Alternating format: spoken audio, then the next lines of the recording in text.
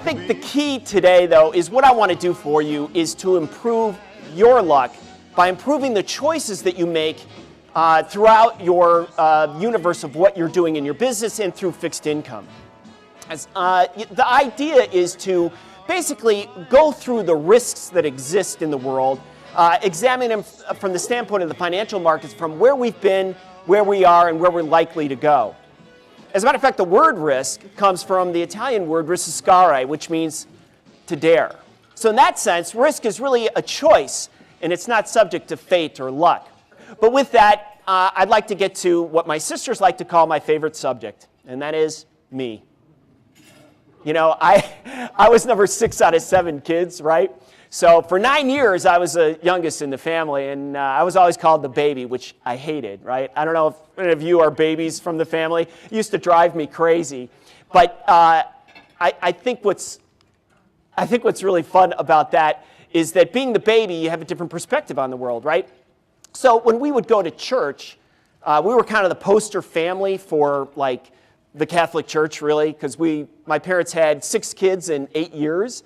So we were always, you know, the ones that the priest would like to come up to and talk to. And one time after Mass, the priest came up to my dad and said, "Oh, Bill, you did great. You know, look at all these wonderful kids," and kind of ran through, you know, 6 through 8. And then finally came to me, and it was like, "Oh, well, how old are you, son?" The priest said to me, and I looked up at him. I said, "You know, I'm 7." And he looked down at me, and he said, "Oh, you must be the baby of the family." And with that, I punched him. It's a true story.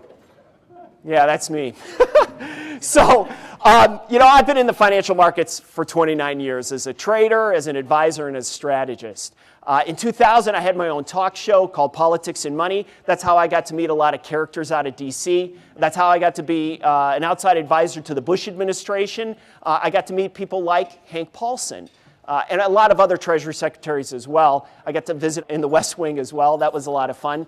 It's incredible how small the West Wing is, by the way, and how cramped the offices are. That kind of took me by surprise the first time I went there. In 2007, I wrote a book called World Event Trading. Let me get to this. This is Money in Motion, right? This is a show I just finished for CNBC. It ran for the last 2 years, and again, I got to interview a lot of characters like this guy, like Ron Paul. So that was a lot of fun. I did write a book called World Event Trading.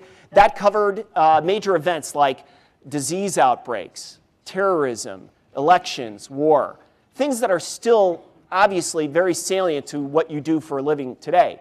You know, when I was growing up, we used to go to the grocery store with my mom, all 6 of us.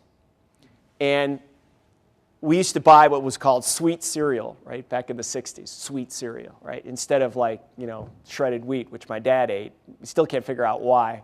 Cereals had a lot of little prizes that you'd get, right? So the grocers would come in, the boxes of cereal would never make it to the cabinet. We'd grab them, rip them open, throw it on the counter, and get the prize, right, and leave the mess for my mom.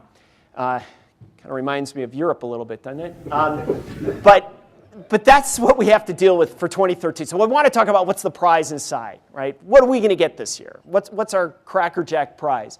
Well, oh, wait a minute. You got to be careful around here because you never know when, whoa, GDPs start falling on your head. I know that's a little corny, but right, what came out this week? China's GDP, didn't it? And it missed. It was 7.7%. Now, this shows 7.9%. That's China on the bottom there, so I didn't have time to put it in. But the point is that everything matters when you're in a very slow growth period. We care about things like Cyprus because we're in a slow growth period, because everything influences you getting to a higher level of growth, and anything that detracts from that, people get very concerned about, obviously. We need to turn to... Oh my God. Cool. Like, totally. You are so popular. Like, gag me with a spoon. The 3 fates. In ancient Greece, it was believed that a person's destiny was tied to these 3 young women, right? Now, that's a pretty scary thought. The first one, Clotho, was the spinner and spun the thread of life. The next one, Lacheus, she was the measurer and measured out how, you know, the where your life would go. And of course, Adropos, well, she was the fun one to hang with. She was the one that cut the thread of life. You know, I used to think it was pretty hard to believe or understand the concept of young women providing the direction of happiness in your life. Until I had teenage daughters. Now I know better. But seriously, I think the fates of what we're looking at are really kind of tied to these three questions that we need to answer today. Obviously, what's next for Europe? Will China sustain? And obviously for the United States, can the U.S. get out of its own way? And that's going to be a central theme that runs throughout this presentation to some extent. And let's talk about these guys. China. Now they're turning themselves upside down and trying to change some of the structure, not only of the political system, but also with their economy. And it's not really going so great, is it?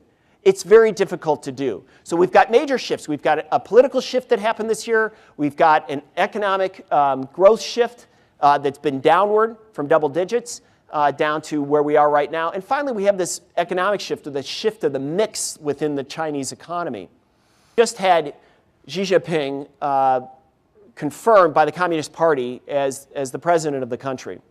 And he takes over from Hu Jintao. Now, he's in charge for the next 10 years. And they also have rolled out their next 5-year economic growth policy. But if you think about it, this guy's got his hands full, right? I mean, they've got disagreement with Japan over the Sekku Islands. They've got problems with cybersecurity in the United States. Obviously, there's a lot of questions whether or not they're launching attacks. They've got major environmental issues, don't they, with pollution. And of course, now they have the latest strain of bird flu. And just to, put the final nail in the coffin, we actually have this guy. That's right. Gangnam Style. So what this says here, Gangnam Style. he says, if this photo gets me more likes than Gangnam Style in YouTube, I will not push the button. So this is Kim Jong-un. It's a little known fact, actually, that the reason why he's so upset right now at South Korea and the United States from a foreign policy standpoint, he believes Psy actually stole his dance moves. It's true. You guys probably didn't hear that, but it's true. I think everyone in this room is a risk taker. But the key is, how do you improve your chances of winning? Well, you got to increase the likelihood of your success by better choices. And that's really what I've tried to do today. So, we went through like who I am. We went through the 3 pieces of research that I really liked. We went through the major themes through China, through Europe, through the United States. We talked about what I think are the biggest risks out there. And hopefully what I've done today is, help you make your own damn luck and improve your chances of winning in your business and investing.